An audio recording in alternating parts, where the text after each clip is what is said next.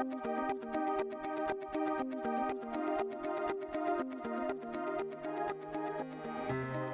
everybody, thanks for joining us today. My name is Jorge and I'm representing SiteZeus, and today we have with us Jimmy with Spatial AI. Hey everybody. Today we're going to be covering an interesting use case using Lululemon as a potential retailer that during COVID times has had to temporarily close locations. And what we're going to look at is what are the decisions and how do we make decisions post-coronavirus to reopen those locations in the potential case that reopening all of the locations is not an option. How are brands going to determine which ones to keep closed and which ones to reopen? In particular, we've seen that this analysis is done with a financial report in an Excel spreadsheet where you're looking at profit margin. Now, a lot of brands are going to go deeper than that, and they're going to look at demographic data to see if these locations are in the right places and with the right mix of demographics. And what we want to showcase to you guys today is how sometimes that information can be misleading and how customer data or customer segmentation data brought to you by Spatial AI inside of the SiteZeus platform can shine a light on true market potential. So with that said, Jimmy, why don't we take a look at these example locations? Yeah, so we have two locations, one in Massachusetts and one in Texas. And we're going to use these as an example, starting with demographic data and comparing those. And then we'll color our analysis with geosocial data and see if that adds any more light to our analysis. So looking at these two locations, we're going to look at population, age, education, and income levels.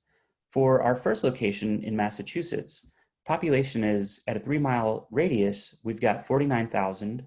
At the Texas location, we're about 80,000. So for population, it's looking like the Texas store is going to be performing a little bit better. The age is almost the same with 46 and 44. So you really aren't seeing a big variance there to be able to determine anything from that data point. However, education, it looks like bachelor's degree at a 3-mile radius for the Massachusetts store is 8,000, whereas the Texas store is at 18,000. So there's a lot more people educated at a bachelor level.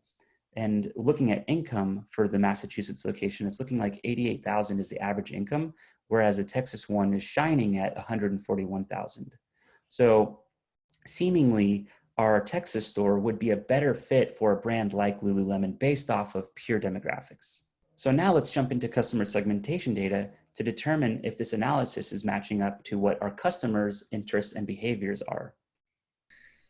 Right, so we did a portfolio analysis of 171 Lululemon locations across the US. And that was defined, what are the top geosocial segments for Lululemon? And what we found are yoga advocates, smart chic, men's style, fitness fashion, and wealth signaling were those top 5 segments. And what we're going to do is look specifically at yoga advocates and smart chic and go into SiteZeus to visualize those on a map. All right, well, let's go ahead and pull up our Texas location to begin with.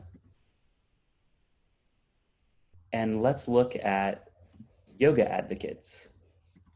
So what we're able to do is heat map across the entire market to see how these interests and behaviors are mapped out across this trade area. And it's looking like at this Texas location, roughly 41 percentile for yoga advocates, which as we know is one of the highest ranking. So let's go ahead and jump back into the Massachusetts location to see how that compares. So immediately you can see a great contrast of blue and almost blue-green over here to see that we're at about the 99th percentile for yoga advocates at the Massachusetts location. So pretty stark difference there.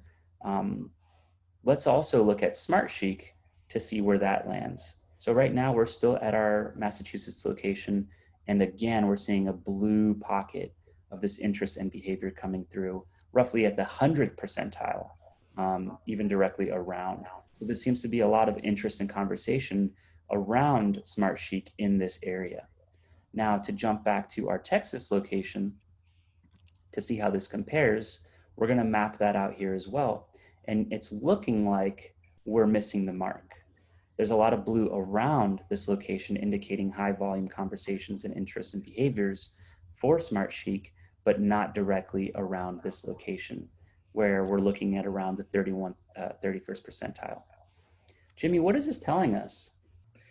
Yeah, so obviously there's a clear contrast between these two locations from a customer segmentation standpoint, from looking at yoga advocates and Smart Chic. If we look at the other three as well, we can see that men's style scores at 62 for the Massachusetts location, and only 45 for the Texas location. Fitness fashion, 81 versus 67, and wealth signaling, 65 versus 46. So you can see across all 5 of these segments that the Texas location is scoring significantly lower. And that's telling me that maybe this one's actually the one to close, given that it might be a better fit for Lululemon at the Massachusetts location. Yeah, and that's interesting because even though looking at demographic data, it would appear that the Texas location is the one that you'd want to keep open, customer segmentation data here is really shining light and insight in a different story.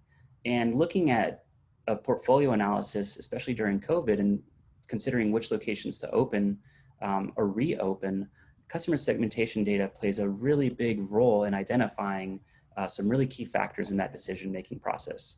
Although, as we know, it's a financial decision, demographics do matter. This data set is incredible at shining the light into that kind of insight. This data set really does paint the big picture.